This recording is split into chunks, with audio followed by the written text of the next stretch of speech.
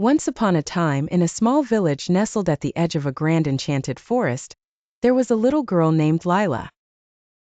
Lila was known throughout the village for her pure heart, kindness, and great curiosity.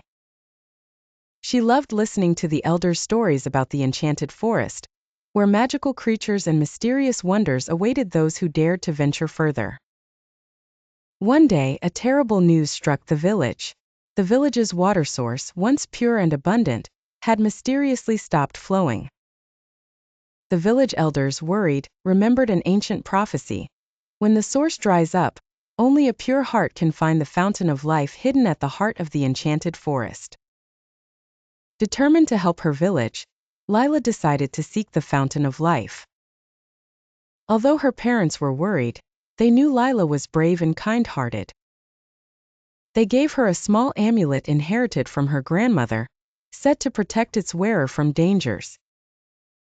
Lila ventured into the enchanted forest with her faithful dog, Max.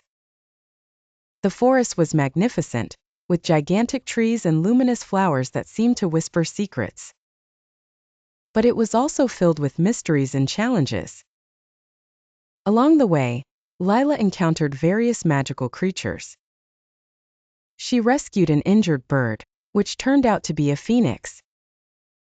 Grateful, the phoenix offered her a magical feather capable of lighting her way in darkness.